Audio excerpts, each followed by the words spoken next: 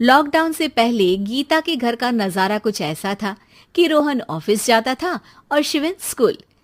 जिनके घर से जाने के बाद गीता काम खत्म करके बाकी समय आराम करती थी।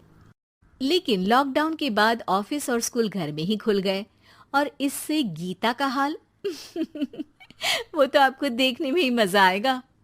शिवेन, ओ शिवेन, महाराज उठने के लिए क्या 21 तोपों की सलामी लेंगे?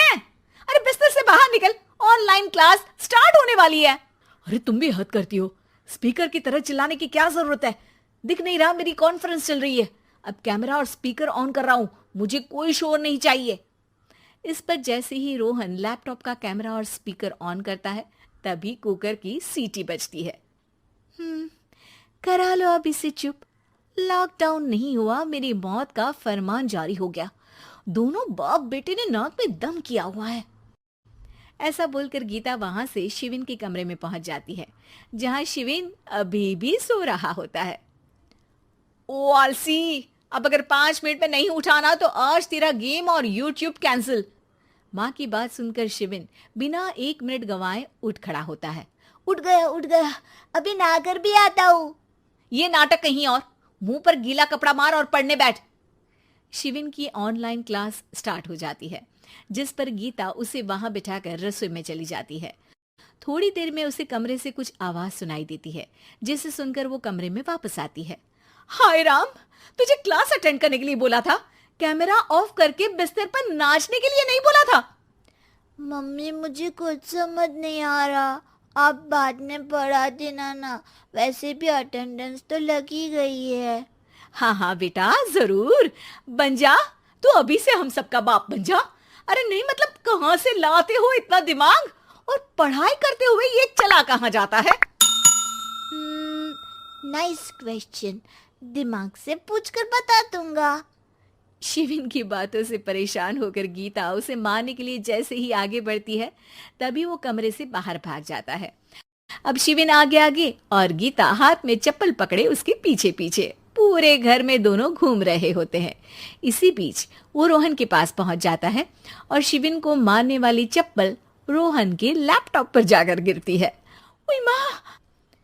मम्मी, अब पापा को चप्पल मार रही हो? वो आज तक के रिपोर्टर, चुपचाप जाकर क्लास अटेंड कर ले, नहीं तो अगली तेरे पीछे लगेगी।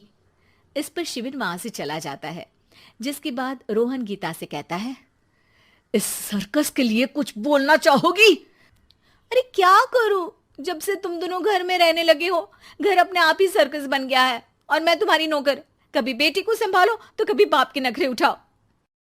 इन्हीं सब उथल पुथल में दिन बीतते रहते हैं, जिसमें हर रोज घर के अंदर कुछ नया सियप्पा खड़ा मिलता है, जो ज्यादातर शिविन और रोहन के ऑनलाइन स्कूल और ऑफिस से रिलेटेड ही होता है।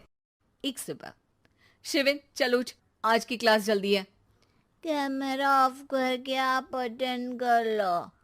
अरे ऐसे छित्तर पड़ेंगे, दादी नानी सब एक साथ याद आ जाएंगी। गीता की लाख मशक्कतों के बाद क्लास तो खत्म हो जाती है, लेकिन उसके बाद शिविन फोन इस्तेमाल करते हुए इंस्टाग्राम रील बनाने लगता है। रसोड़े में कौन था? तुम थी, मैं थी, कौन था? कौन था? हाँ, मैं गरीब हूँ। अरे ओ गरीब के बेटे, आजा, मैं बनाती हूँ तुझे गरीब। मैं बताती हूँ रसोड़े में कौन था। पढ़ाई करने बोलो तो इनकी माँ मर जाती है, और ये पागलपंतियां जितनी मर्जी करा लो। गीता शिविन को डांट रही होती है, तभी रोहन बीच में बोल पड़ता है। अरे बच्चा ही तो है, इतना गुस्सा क्यों कर रही हो? बेटे का साथ देने की इसी एक कोशिश में अब शिविन के साथ साथ रोहन भी गीता के गुस्से की सूली पर चढ़ जाता है। अगर बेटे पर इतना ही प्यार आ रहा है तो इसे क्लास अटेंड क्यों नहीं कराते, इसका होमवर्क क्यों नहीं कराते? उस समय तो बहुत जल्दी मीटिंग आ जाती है, वो काम मैं करूं और यहाँ इस बेफिजुली की चीज में तरफदारी करके बन जाओ महान। हे भगवान, कोई तो इनके ऑफिस और स्कूल खुलवाओ, मैं इन्हें और घर में नहीं सह सकती। अरे कुछ और मांग लेती, क्योंकि तुम्हारी ये विश इस साल तो पूरी होने से रही, कोरोना। हाय नास बेटे ने जिंदगी ही बर्बाद कर दी। खाए कोई पचाए कोई, कल मुझे चुन चुन कर सबको मेरी बद्दुआ लगेगी। उन्होंने दुनिया का और इन बाप बेटे दोनों ने मेरा जीना मुश्किल कर दिया। गीता वहां से चली जाती है, जिसके बाद रोहन शिविन से कहता है, अरे तुम्हारी मम्मी इतनी भड़की हुई क्यों है? आपकी वजह से पूरा समय घर में रहते हो और उस पर कोई काम कराने की जगह बस ऑर्डर देते रहते हो। अच्छा बेटे, सारा इल्जाम मुझ पर? पूरा दिन तो वो तुम पर ही चिल्लाती है। हाँ, मतलब दोनों का 50-50 है, कुछ करना पड़ेगा। वो कहते ना, make the best out of worst. I have an idea. वैसे तुम्हारी माँ सही कहती है, बहुत जुबान चलाने लगे हो, कम बोला करो।